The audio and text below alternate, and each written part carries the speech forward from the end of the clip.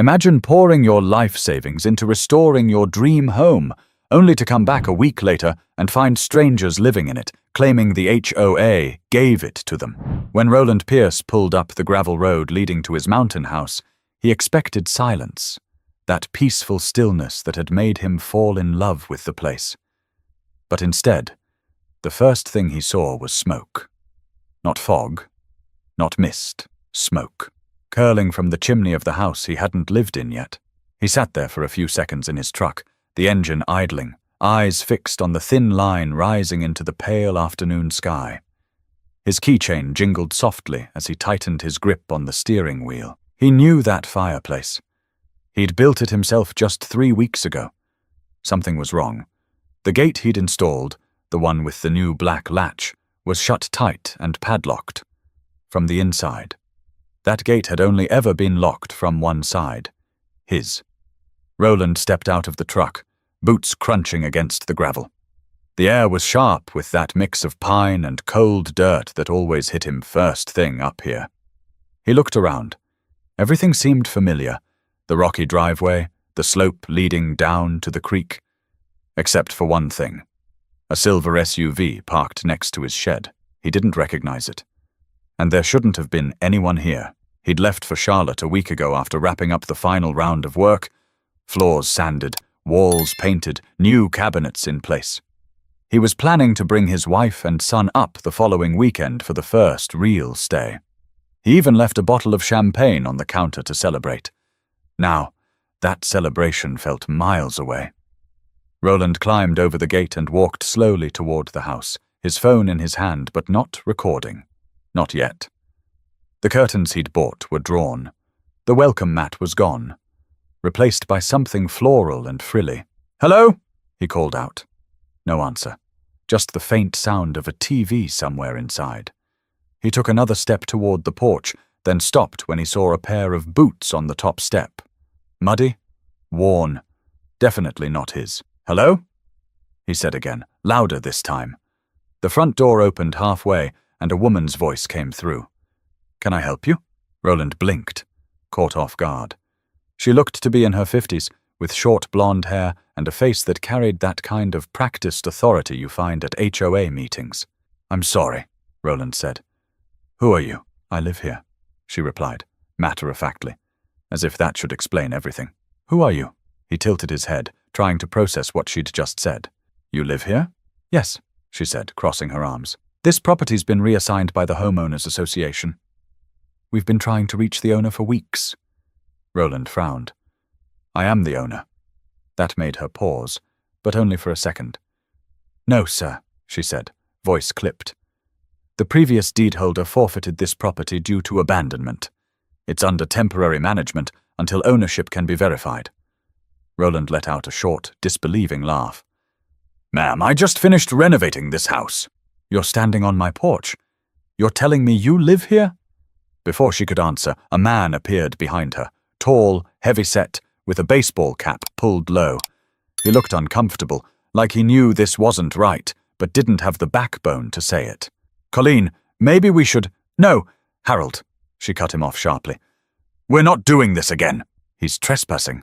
Roland took a step back. "Trespassing? On my own property."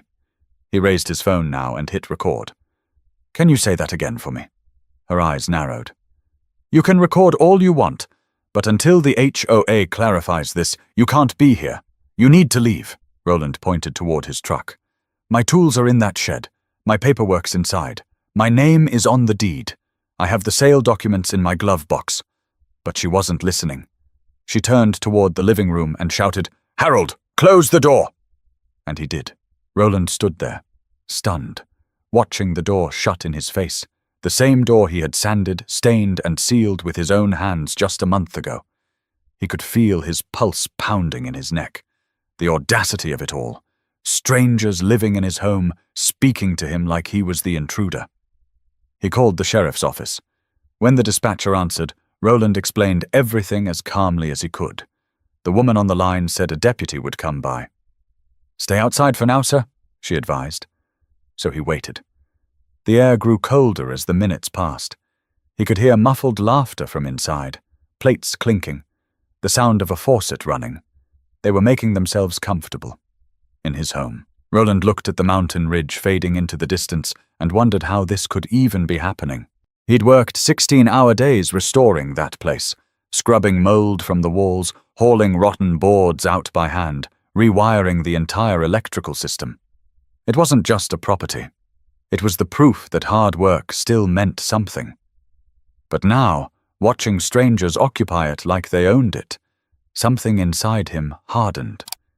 He didn't know it yet, but this was just the beginning, the calm before everything spiraled out of control. The deputy's SUV pulled up almost 40 minutes later, its headlights cutting through the thinning daylight. Roland waved him down before the tires even stopped moving. Deputy Conrad, a middle-aged man with a salt and pepper mustache and an expression that suggested he'd rather be anywhere else, stepped out and looked around. "What seems to be the issue here, sir?" he asked, hand resting on his belt. Roland gestured toward the house. "There's a family living in my home. I just came back from Charlotte today. That's my property. I have the title, I have the paperwork, everything." The deputy squinted at the house. The curtains moved slightly. Someone was watching. "All right," Conrad said. "Let's just go talk to them." They walked up the porch together, and before the deputy could knock, the door opened again. The same woman, Colleen Densmore, stood there, her mouth tight, eyes sharp. This time she had her son with her. The boy looked to be maybe 16, lanky, wearing a hoodie with a private school logo on it. "Evening, ma'am," the deputy said politely. "I'm responding to a property dispute." Colleen nodded, standing tall. "Yes, officer, thank you for coming. This man has been harassing us and claiming ownership of a home that's under association management." Roland blinked. "Harassing you?" "I literally just got here." Colleen ignored him and turned back to the deputy. "We've contacted the HOA. They assured us that the deed was inactive. We moved in to maintain the property before it became a nuisance. We've been cleaning, repairing, keeping things safe." Roland stepped forward. "I've been renovating this house for months. You can check the county records. The deed is in my name, Roland Pierce. Closed on April 14th this year." Deputy Conrad looked from one to the other, visibly uncomfortable. "All right, let's slow down. Do either of you have documentation on hand?" Roland walked back to his truck, grabbed the manila folder from the glove box, and returned, holding it open. "Here. Bill of sale. Deed. Property tax receipt." The deputy took the papers and skimmed them. "Okay, these look legitimate." Colleen crossed her arms. "That doesn't mean anything until the HOA verifies it.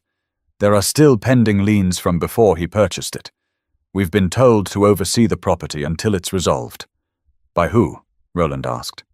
"You keep saying we, but I haven't seen a single official document from anyone."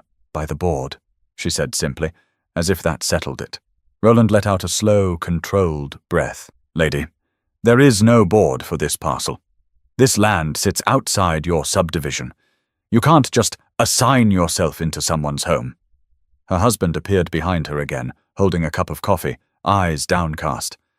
"Maybe we should let him—" "Harold," she interrupted sharply. "Not now."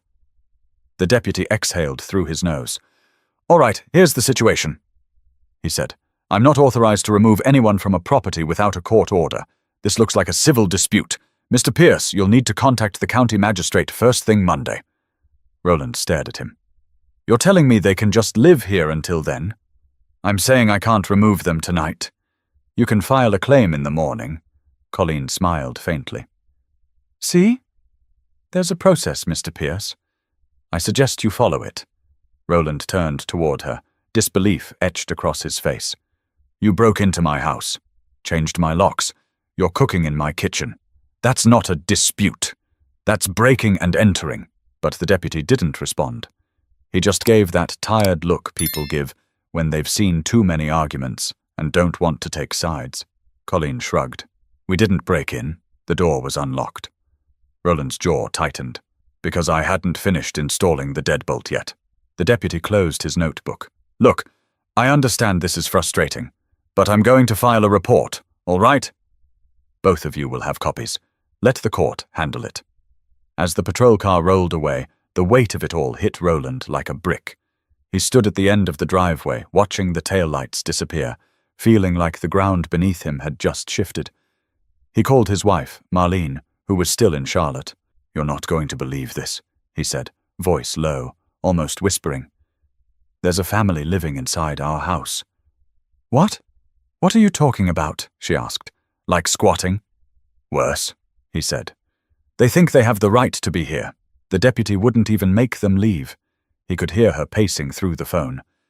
"You need to call a lawyer tonight. Don't stay there alone." "I'm not leaving," he said. "Not until I figure this out." He hung up and sat on the tailgate of his truck, the sky above him fading from blue to grey. He could see movement inside the house, silhouettes crossing in front of the window, the flash of a TV screen, the faint sound of laughter. It was his house, but it didn't feel like it anymore. He pulled out his phone and opened the camera. "This is day one," he said quietly into the lens. "I'm documenting everything." Behind him, the mountains stretched endlessly, silent witnesses to a situation that made no sense. But Roland knew one thing. This wasn't ending tonight. Tomorrow, he'd make sure the right people saw what was happening, and the truth would start catching up to everyone inside that house. The next morning came with fog sitting low over the ridge, and Roland hadn't slept a minute. He spent the night in his truck, parked at the bottom of the driveway, the engine off, but his thoughts running wild. Every time he closed his eyes, he saw that woman's face, calm, smug, standing in his doorway like she'd been born to it. At sunrise, Roland got out, stretched his legs, and looked toward the house. The chimney was quiet now. No smoke, but the silver SUV was still there.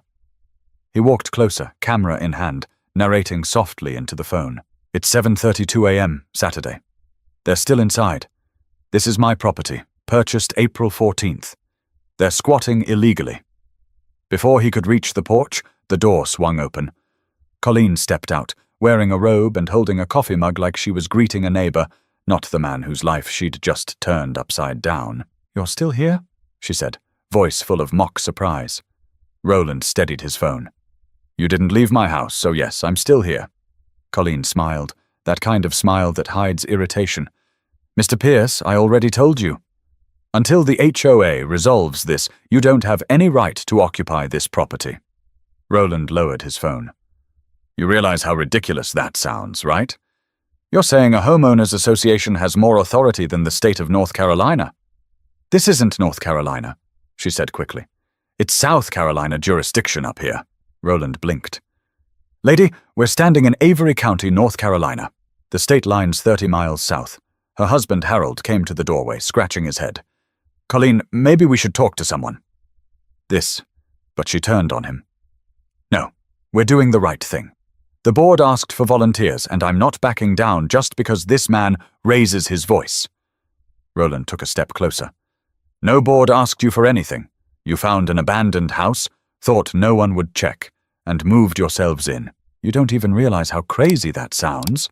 She bristled. "You can't talk to me that way. I'm trying to protect the neighborhood.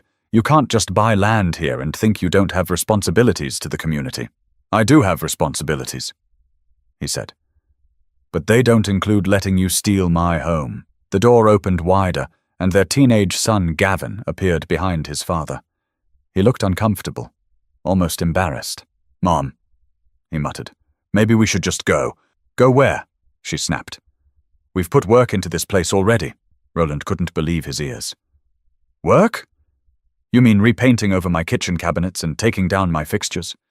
You changed my locks, Colleen." "That's called securing a property," she said sharply. "It was for everyone's safety." He stared at her, speechless for a moment. "You broke into my home and think you're doing me a favor?" Colleen crossed her arms. "We'll see who the court believes." Roland exhaled hard, shaking his head. "You know what? Fine. Keep talking." He lifted his phone again and panned it toward the door. "This is the Densmore family, illegally occupying my property. They've changed the locks and claim an HOA reassignment." Colleen's eyes flickered with something, maybe fear, maybe anger, but she held her ground. "If you post that online, you'll regret it," she warned. He didn't respond. He just kept recording, walking slowly around the porch, documenting every little detail: the floral welcome mat, the new house number sign she'd hung, the wind chime that definitely hadn't been there before. By mid-morning, a few neighbors had shown up, drawn by the noise.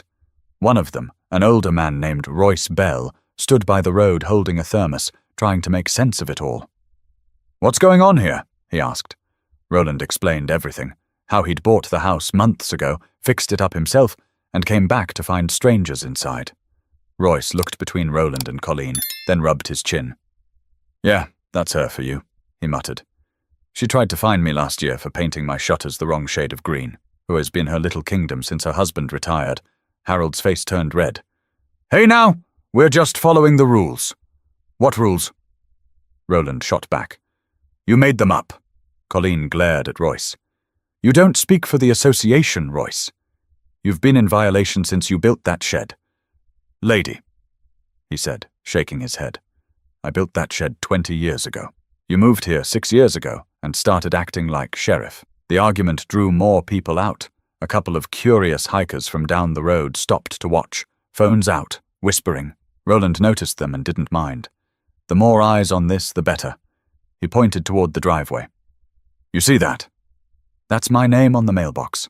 My signature on the property marker. You can check the county assessor's website right now. This parcel doesn't fall under any HOA." Colleen turned toward the crowd, her voice rising. "Don't believe everything you read online." "The county hasn't updated their records yet." Royce laughed under his breath. "You've lost it, Colleen." The tension hung heavy. For a second, nobody spoke. Then Roland broke the silence. "You've got 1 hour to pack your things. After that, I'm calling my lawyer and filing a trespass report." Colleen didn't flinch. "You'll regret that." Roland looked her dead in the eye. "No, Mom, I think you will." He turned away, his hands shaking slightly. Not from fear, but from the sheer absurdity of what he was living through.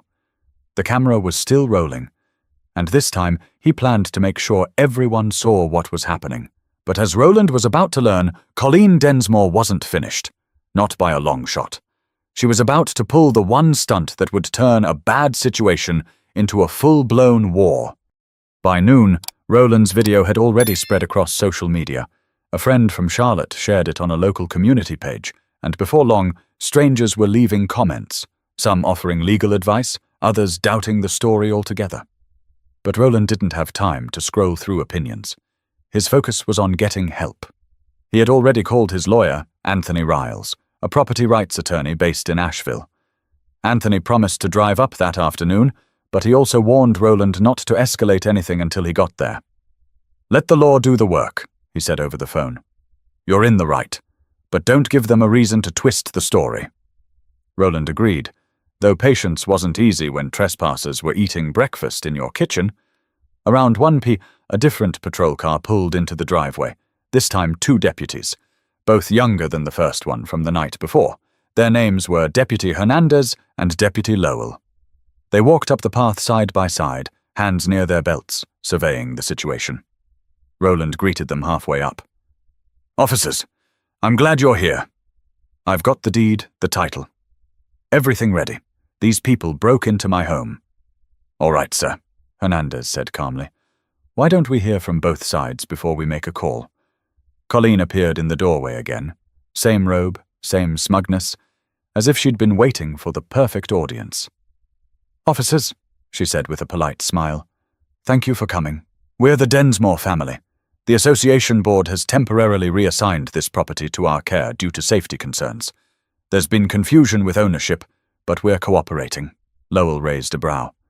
"You have documentation for that?" Colleen disappeared inside and returned with a neat folder.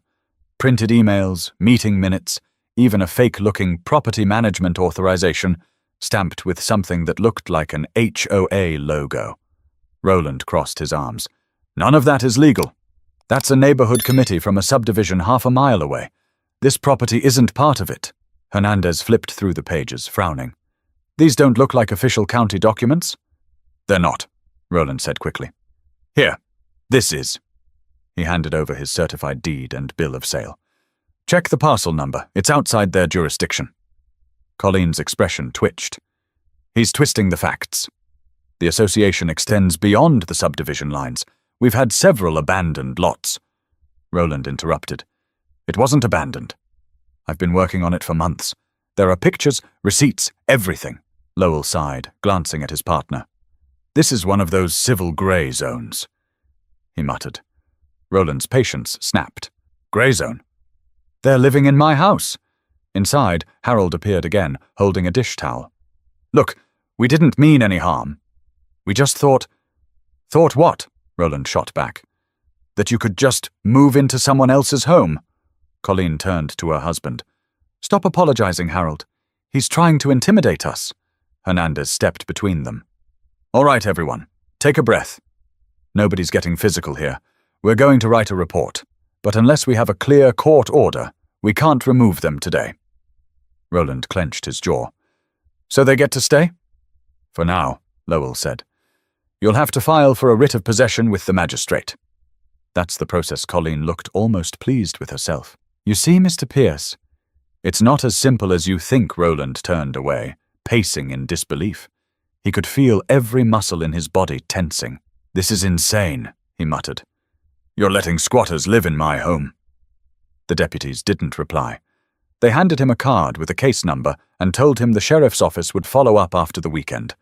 As they were leaving, Hernandez lowered his voice. I believe you, man, he said quietly.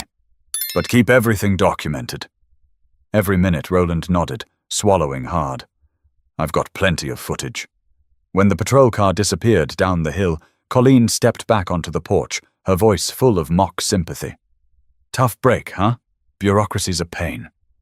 Roland stared at her, speechless for a moment. You really don't get it, do you? This is theft. You're criminals. Colleen's tone sharpened. Careful with your words, Mr. Pierce. You wouldn't want to sound threatening on video. That comment sent a chill through him. She was planning something. Setting him up, maybe. He could see it in her eyes. She wasn't just confident, she was calculated. He backed away slowly, raising his phone again. Keep talking, Colleen. Every word counts. She smiled, turned around, and closed the door with a deliberate click. By late afternoon, more neighbors began showing up, drawn by curiosity or gossip. Cars lined the roadside. Some people waved sympathetically at Roland, others avoided eye contact. A few whispered things he couldn't quite hear. He heard someone say, You know how people are when outsiders buy up property. That word, outsider, stuck in his head like a splinter. He stayed near the gate, pacing, waiting for Anthony to arrive. When the black sedan finally pulled up around 5, Roland nearly exhaled in relief. Anthony stepped out, sleeves rolled up, carrying a briefcase. All right, he said, scanning the scene. Let's go make this right. But when they walked toward the house together, something new caught their eye. A paper taped to the front door, fluttering in the breeze.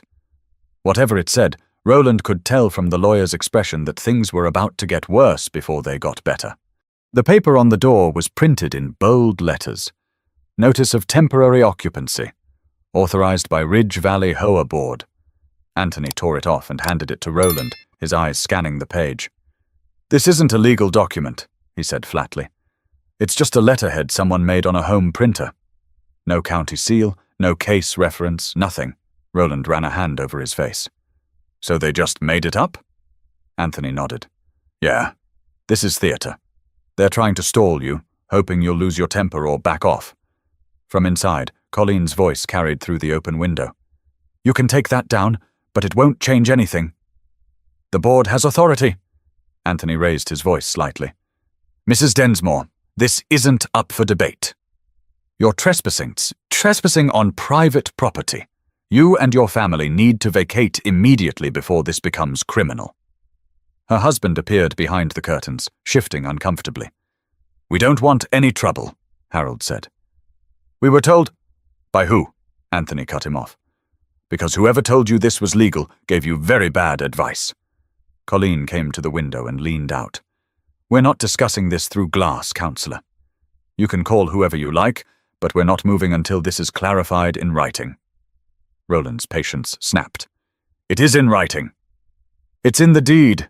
In my name. Anthony put a hand on Roland's shoulder. Let me handle this. Then to Colleen, calm but firm. You're not covered under any law that allows you to occupy someone else's home. The HOA has no legal authority here. You're setting yourselves up for a criminal charge. Colleen's tone turned cold. We'll see what the sheriff says Monday. And she pulled the curtains shut. Anthony sighed. We'll file for an emergency writ first thing, but we need witnesses. Someone credible who saw all this as if on cue. A pickup truck rolled up the hill, followed by another. Within minutes, a small group of neighbors had gathered at the end of the drive. Word had spread quickly, probably thanks to Roland's video circulating online. One of the first to approach was Royce Bell, the older man who'd spoken up the day before. You're not going to believe this, he told Anthony. Half the folks down the valley think Colleen's doing some kind of community service project. She's been calling it a temporary restoration effort. Roland's eyes widened. She's spinning this? Oh, she's not just spinning it, Royce said. She's been telling everyone you're an out-of-state investor trying to flip old homes for profit, that she's protecting local heritage. Anthony shook his head. Classic manipulation tactic. She's trying to turn public opinion. Another neighbor, a woman in her 60s named Dolores Hinton, chimed in. I live 2 houses down from her. She's been bragging about this for days. Said she was taking back the mountains from developers. I told her she was crazy. But you know Colleen. She thinks she's the sheriff of Ridge Valley. Anthony took down names and phone numbers. Would you both be willing to make statements? Gladly, Dolores said. She's gone too far this time. While they talked, Roland noticed more cars pulling over. Some folks watched quietly, phones in hand. A few looked at him like he was the problem. He could hear whispers, fragments of sentences carried by the breeze. Did he really buy it? Colleen said he forged papers. She's just trying to keep order. Roland's stomach churned. He wasn't just fighting for his property anymore. He was fighting against a narrative. Then, out of nowhere, a tall man in a red windbreaker stepped forward. Name's Brett Colson, he said. I'm on the HOA board. Maybe we can talk this out? Anthony raised an eyebrow. Talk it out? Your people broke into my client's home. Brett shifted uneasily. Look, I didn't approve this.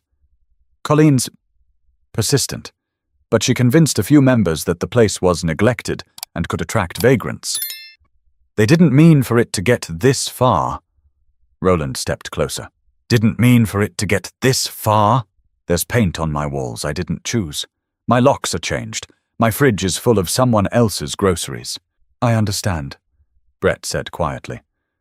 She overstepped. Then say that on camera, Roland said, lifting his phone. Brett hesitated, glancing toward the house. I can't do that, not yet. But I'll talk to the others. Anthony frowned. You should do it sooner rather than later, because once I file charges, the entire board's going to be named.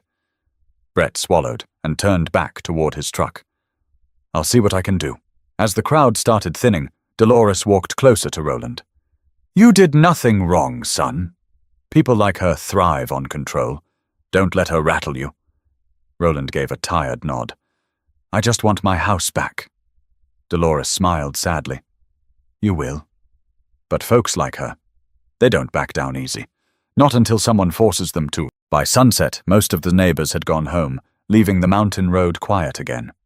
Roland sat on his tailgate beside Anthony, the sound of insects filling the air. The house lights glowed faintly through the window. Someone was cooking dinner. Anthony closed his briefcase. Tomorrow we go to the magistrate. Once the court order's in, they'll have no choice but to leave. Just hold on a little longer. Roland nodded, staring at the house. His house, silhouetted against the dying light. I've held on for months building it, he said quietly. I can hold on a little longer to get it back. But overnight, the story would spread beyond the mountains. And by morning, the entire state would know about the man who came home to find strangers living in his house, and not everyone would be on his side. Before all this chaos, before the patrol cars, the crowds, and the endless arguments, the mountain house had been Roland's dream. It wasn't just another property to flip or a getaway to brag about. It was supposed to be the place where his family could finally breathe. For most of his adult life, Roland had lived surrounded by noise, contractors calling at all hours, machinery humming on work sites, deadlines chasing him like shadows. He restored old homes for a living, breathing life into what other people had given up on. His father used to say, "Some folks see dust and decay, son." You see, that memory kept him going. When his father passed 5 years earlier, Roland promised himself he'd build something lasting, something that wasn't for a client or a paycheck, something with his own name on the deed. He started searching for properties across the Carolinas, mostly old farmhouses or forgotten estates, the kind that looked beyond saving. Then, one January morning, while scanning listings over coffee, he found it. A weathered house tucked deep in the Blue Ridge Range, just outside Boone, North Carolina. The pictures looked bleak. Boarded windows, collapsed porch, overgrown driveway. But the structure, he could see the bones beneath the ruin. He drove up that weekend. The road was rough, cutting through switchbacks and patches of fog. But when he reached the top, something about the silence hit him. It wasn't lifeless. It was waiting. The property had belonged to a retired teacher who passed away nearly 10 years earlier. Her distant relatives never claimed it, and the land sat untouched. The locals called it the widow's house, and most avoided it. But Roland didn't see ghosts. He saw potential. He bought it within a month. Every Friday after work, he'd load his pickup with tools, plywood, and paint, then drive 3 hours up to the mountain. He slept on an air mattress in the living room, wrapped in a sleeping bag, with the wind howling through broken windows. At first it was exhausting. The place had no power, no running water, and a roof that leaked like a sieve. But he worked through it, patching shingles, tearing out rotten beams, rewiring the fuse box. One afternoon, his wife, Marlene, came up to help. She stood on the porch, watching him sand the front door. "You really think this place can come back?" she asked. Roland smiled, sweat streaking down his face. "It's already coming back. You just can't see it yet." Their son, Caleb, visited once, too. 15 and more interested in his phone than in old wood and sawdust. But even he had smiled when they lit the fireplace that first night. "Smells like a cabin," he said, half asleep under a pile of blankets. That small moment, his boy's head resting against his arm, was the one Roland kept coming back to. The house wasn't just wood and nails. It was proof that something neglected could be rebuilt, piece by piece, with patience and care. By early spring, the house had transformed. New floors gleamed under the light. The old oak beams stood proud again. He replaced the cracked stone steps with handmade cedar ones and stained them by hand. Every inch of that place carried his fingerprints. He imagined summers spent grilling on the porch, winters by the fire, and quiet mornings when the world finally stopped asking him for something. Then came the final weekend before he left for Charlotte to finish a big restoration project downtown. He swept the floors, locked the gate, and stood at the driveway, taking one last photo on his phone. The caption he posted online read, "Hardest project of my life, but worth every drop of sweat." He didn't know it would become evidence later. While he was gone that week, neighbors must have noticed the silence. Maybe that's when Colleen saw an opportunity. She'd probably driven by, seen the fresh paint, and convinced herself someone had abandoned it mid-project. To her, it wasn't a home. It was a power move waiting to happen. Anthony had warned him during their first call, "People like her, they don't just want control. They need it. It's not about property lines, it's about pride." Now, sitting in his truck with a cold cup of coffee, Roland thought back to every nail he'd hammered, every hour he'd worked to make that house whole again. It felt like all that labor was being mocked, as if the sweat of his hands meant nothing compared to someone else's false sense of authority. He scrolled through his old photos, each one time-stamped, each one proof of what he'd built. The memory of that first fire crackling in the hearth hit harder than he expected. He could still hear the laughter from that night, echoing faintly in his mind. He didn't just want his house back, he wanted the peace it represented. But the peace he built was about to crumble even faster than the old walls he'd once repaired, because the next morning, Colleen Densmore was going to make her boldest move yet, one that would turn a bad story into a national scandal. By Monday morning, the mountain didn't feel like Roland's sanctuary anymore. It felt like a battleground. What had once been quiet land filled with promise was now crawling with reporters, curious locals, and drones hovering above the tree line. The story had caught fire overnight, spreading across social media faster than he could keep up. "Man buys abandoned home, finds strangers living inside," one headline read. Another added, "HOA war in the Blue Ridge. Who really owns the mountain house?" Anthony's phone didn't stop buzzing as they drove to the magistrate's office in Boone. "I've got 3 journalists asking for statements," he said. "Don't say anything until I've filed." The internet can twist a sentence faster than a lawyer can fix it. Roland leaned against the passenger window, eyes fixed on the winding road. "I didn't want any of this. I just wanted my place back. I know," Anthony said quietly. "But you're in it now. We'll handle it the right way." The courthouse clerk processed the filing that morning.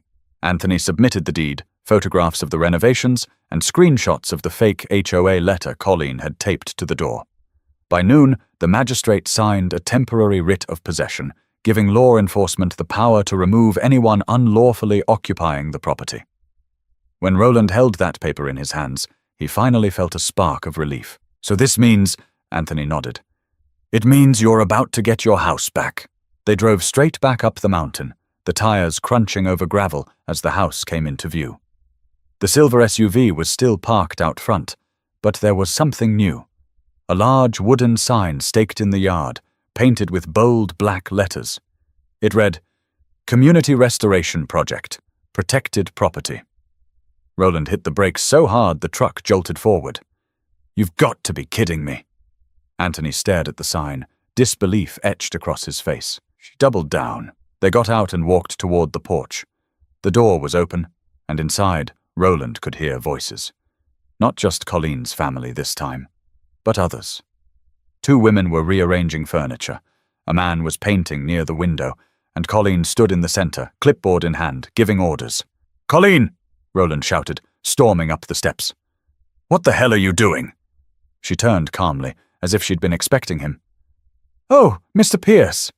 We're preparing for inspection. This property has been approved as part of a community housing initiative." Anthony stepped forward. "Approved by who?" "By the Ridge Valley Board," she replied, smiling like a politician. "We had a special session last night." Anthony pulled the writ from his briefcase and held it out. "You can save your rehearsed speech, Mrs. Densmore. This is a court order. You are to vacate the premises immediately." For the first time, her expression faltered. "That's impossible. We're within our rights." "No," Roland said, voice steady but sharp. "You're in my house, with my furniture, holding a meeting about my property." Harold, standing by the kitchen doorway, looked at the paper in Anthony's hand and took a step back. "Colleen, maybe we should go. We're not leaving," she hissed under her breath. Anthony signaled toward the deputy's vehicle that had just pulled up behind them. 2 uniformed officers stepped out, Hernandez and Lowell again, this time looking far more decisive. "Afternoon, folks," Hernandez said. "We've got a court order. Everyone not listed on the deed needs to vacate the property immediately." The room went still. The people helping Colleen froze mid-step. One of the women dropped her paint roller. Colleen's voice trembled slightly now. "This isn't over. We're filing an appeal."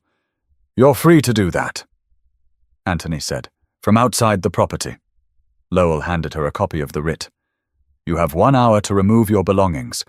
After that, anything left inside will be considered abandoned." Roland stood in the doorway, watching as the illusion cracked. Colleen's composure, that mask of self-importance, started to fade. Harold quietly began gathering boxes. Their son, Gavin, looked mortified, avoiding everyone's eyes as he packed up clothes from the guest room. Outside, a few neighbors had gathered again, whispering among themselves. Some were filming on their phones, others shaking their heads in disbelief. Royce Bell stood near the gate, arms crossed. "About time," he muttered, loud enough for Colleen to hear. Colleen spun toward him. "You all think this is funny? You'll regret siding with him. This changes everything around here." Roland met her glare. "You already changed everything, Colleen." You turned good neighbors into witnesses." She looked like she wanted to respond, but words failed her. For a brief moment, the control she clung to for years slipped away. When the deputies escorted the Densmores out an hour later, Colleen still tried to keep her chin high, but her eyes were glassy. Not from remorse, but from humiliation. Harold carried the last of their boxes, his shoulders sagging. Anthony turned to Roland, resting a hand on his arm. "It's over." Roland nodded, though part of him didn't believe it yet. "It doesn't feel over." Anthony looked toward the mountain ridge. "Give it time. Truth has a way of catching up to people, but the truth was about to catch up faster than anyone expected, because before the day was done, footage from the eviction would hit the internet, and Colleen Densmore would go from neighborhood tyrant to national headline. The eviction itself felt like watching a slow collapse, not of a building, but of a person who had built their entire identity on being right. By the time the deputies started escorting the Densmores off the property, several vehicles had lined the shoulder of the mountain road.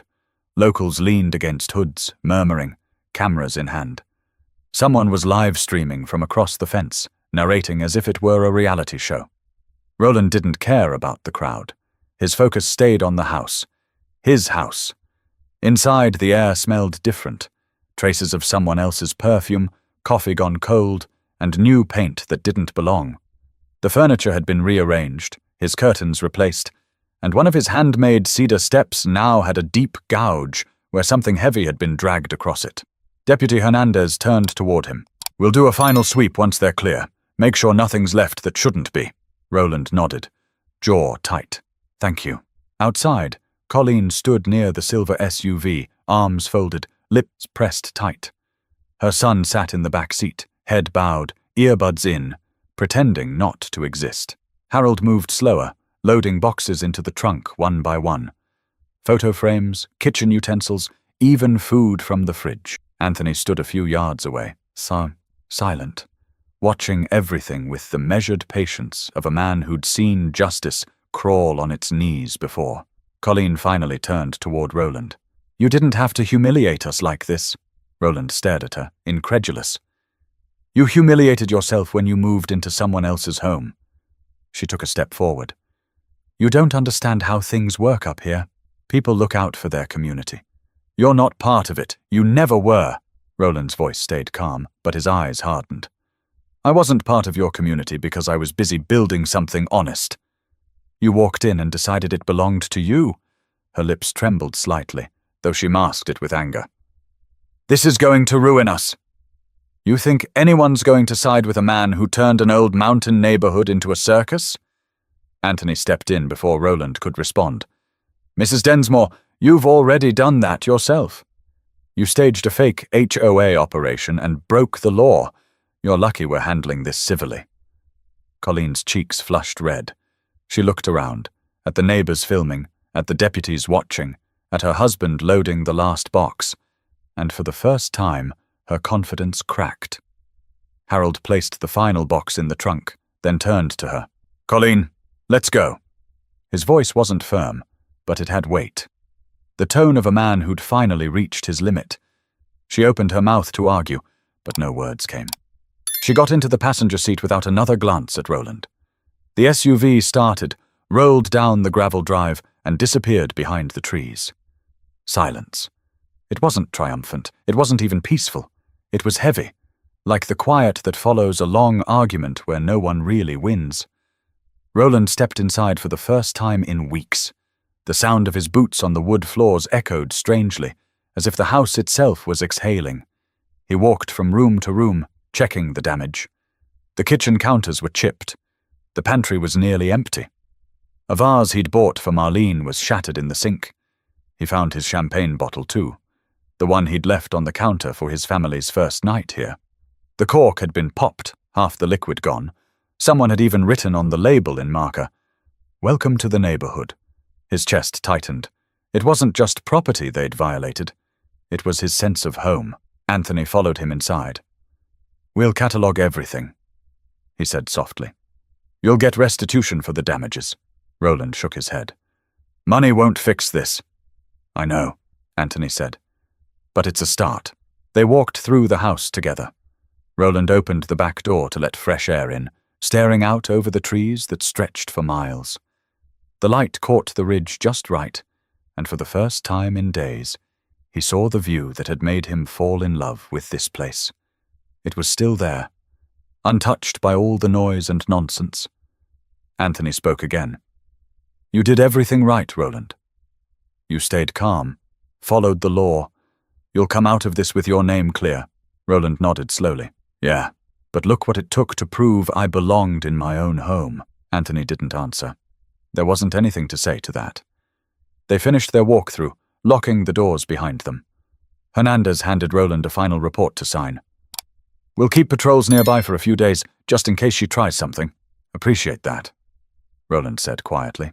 As the deputies left, the sun dipped low behind the ridge. The house was finally his again, but it didn't feel like victory. It felt like something had been taken from him that no court could ever return. He stood at the porch railing, phone in hand, looking at the endless trail of comments still pouring in online. Some praised him for standing his ground. Others accused him of exaggerating. A few even sided with Colleen, calling her a protector of community values. He scrolled through them for a minute, then turned the phone off. The world could argue all it wanted. He'd lived the truth. He looked at the darkening sky and whispered, "You're home, old house. No one's taking you again." But even as peace began to return, the story wasn't finished. Because by the next morning, national news outlets would pick up the footage, and Roland would find himself dragged into a storm far beyond his mountain ridge. By Tuesday morning, Roland's name was everywhere. News anchors, podcasts, YouTube commentators, everyone wanted a piece of the story. What began as a small property dispute in the mountains had exploded into a national talking point. Headlines flashed across screens. "Homeowner finds family living in his renovated cabin. Sparks debate on property rights." HOA gone wild. Couple evicted after claiming authority over man's home. Even tabloids ran with it, twisting the story into something theatrical. When Roland woke up, his phone had over 200 missed calls and messages. Marlene called first. "You're on TV, Ro. CNN, Fox, everything. They're showing the video." Roland rubbed his eyes. "Which one?" "The one from the eviction. The one where that woman, Colleen, called the deputies corrupt. Somebody uploaded the whole thing. It's everywhere." He sighed, sitting up on the couch. He hadn't even slept in his bedroom. It still felt tainted somehow, like someone else's breath still lingered in the walls. "I didn't post that," he said quietly. "I know," Marlene said. "But people are reposting it. Everyone's talking about how calm you stayed. Some folks are calling you a hero." He gave a faint, humorless chuckle. "A hero for getting robbed of my own house. That's rich." Marlene hesitated. "I think you should come home for a few days. Let this die down." "I can't," he said. "Not yet." Outside, another car pulled up. Anthony stepped out, carrying a small stack of legal folders. His expression told Roland what he already suspected. The situation wasn't over. "They filed a complaint," Anthony said, setting the folders on the porch table. "Colleen's claiming wrongful eviction. Says you used forged paperwork." Roland blinked. "She's doubling down?" "She's desperate," Anthony said. "Her reputation's in flames. She's trying to save face. But don't worry. It's not going anywhere. We've got certified records, timestamps, even footage from the deputies' body cams." Roland leaned back in his chair. "I almost feel sorry for her." Almost Anthony gave a half smile. "She did this to herself. But the court of public opinion, that's another story." He wasn't kidding. By mid-afternoon, the internet had split in half. On one side were the people defending Roland, applauding his composure, calling the situation the perfect example of modern entitlement. On the other were those sympathizing with the Densmores, claiming they'd been victims of misleading property laws. One viral tweet read, "This is what happens when rich developers buy land and push locals out." She was standing up for her town. Roland wasn't rich, and he certainly wasn't a developer, but the truth didn't matter online. It never did. Later that day, Anthony called with an update. The county DA reviewed the case. They're not filing criminal charges against the Densmores yet, but there's an investigation into whether they forged any documents. Roland's voice hardened. You mean that fake notice she taped to my door? Exactly, Anthony said. If she falsified a legal document, she's in trouble. Meanwhile, a reporter from Asheville called asking for an interview. Then another from Raleigh. Then Inside Edition. Roland turned them all down. He didn't want his life to become entertainment, but the world didn't care about what he wanted. It cared about clicks. He stepped outside that evening, watching the sun bleed orange over the tree line. The house stood quiet again, the way it was meant to be. But even in that peace, there was an odd emptiness, a silence that didn't comfort him anymore. His phone buzzed again, a message from Dolores Hinton, the neighbor who had spoken up for him. You did the right thing, Roland. Most people would have given up. We're proud of you. He stared at that message for a long time before typing back, Thanks, Dolores. I just wish it hadn't come to this. The next morning, Colleen Densmore appeared on local news, standing outside a lawyer's office in a pale blue dress, claiming she'd been misrepresented and that she was acting in good faith. Her voice trembled slightly, but her confidence was still there. I was protecting the integrity of our community, she said into the camera. I was misled by incorrect information about that property's status. The interviewer asked, Do you regret your actions? Colleen hesitated. I regret that this became public. I regret that people misunderstood my intentions. Not once did she say she was wrong. That evening, Roland watched the clip on his laptop. He could feel his anger bubbling again, not because she lied, but because she still believed she was right. Anthony called a few minutes later. She's done, he said. Her appeal won't hold. The HOA board is distancing themselves. She's out. Roland stared at the empty living room, where sunlight stretched across the floorboards he'd polished himself. You think she'll ever admit it? Anthony paused. No. Some people can't face being wrong. They just move the goalposts. Roland nodded slowly. Then I guess she'll have to live with that. I've got a house to put back together. He hung up, grabbed a broom, and started cleaning. Each sweep across the floor felt like reclaiming a piece of his peace. But even as the world began to move on, Roland couldn't shake the feeling that this wasn't just about a house. It was about something deeper. Something broken in the way people treat what isn't theirs. And it would stay with him long after the cameras were gone. Weeks later, the house no longer felt violated. The scent of fresh wood and varnish had replaced the stale odor of intrusion. The gouged step had been repaired, the shattered vase replaced. The champagne bottle, though empty, now sat cleaned on a shelf, a reminder of both how fragile and how strong ownership could be. Roland had decided to stay for a while. No contractors, no clients, no deadlines. Just him. The sound of the wind through the trees and the steady rhythm of his breathing as he worked his way back to peace. In those first quiet mornings, he realized something strange. The more he cleaned, the less angry he felt. Each nail driven back in place, each wall wiped down, took a little of the bitterness out of him. The anger hadn't been about property. Not really. It had been about the feeling of being erased, of watching something he built with care get claimed by someone who had no part in it. He'd talked to Anthony a few times since the ordeal. The lawyer said the case had wrapped up.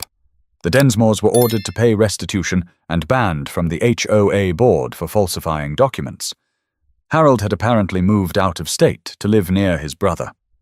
Colleen, on the other hand, had stayed in Ridge Valley. Though she'd gone quiet, her once frequent HOA updates vanished from community boards. I doubt she'll ever apologize, Anthony said during their last call. I don't need one, Roland replied. I just want my peace back.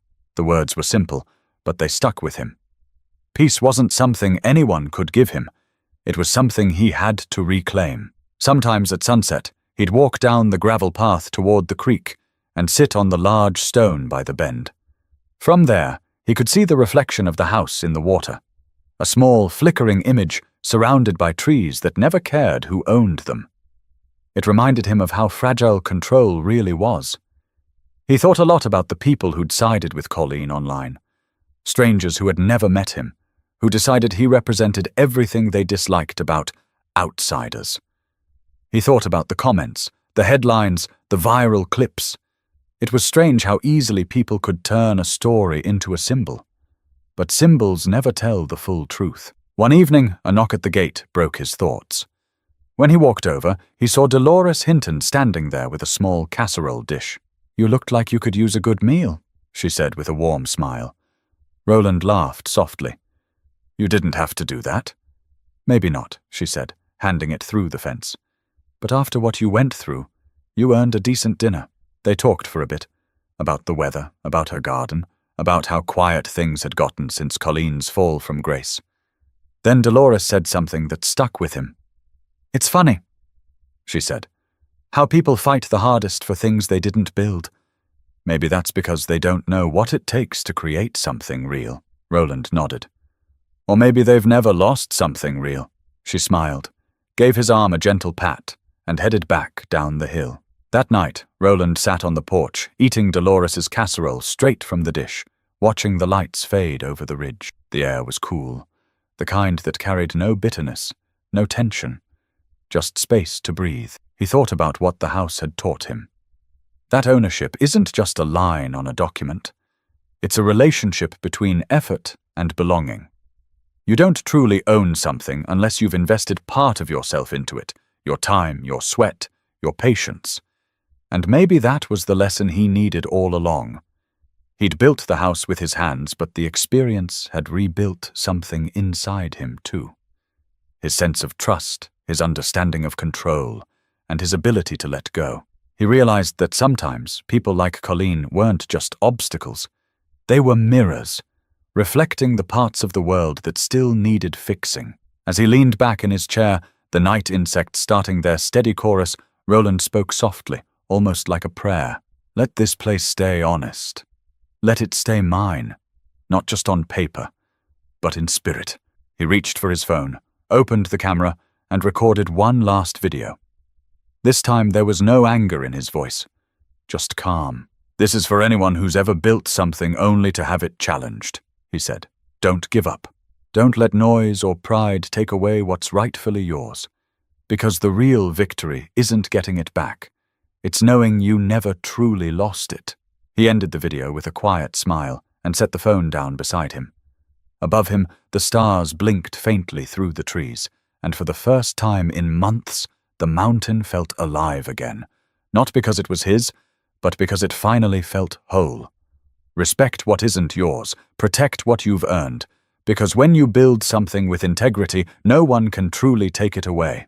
If this story moved you, remember to subscribe for more real human stories that remind us what perseverance and truth look like in today's world. Your support helps keep these voices alive.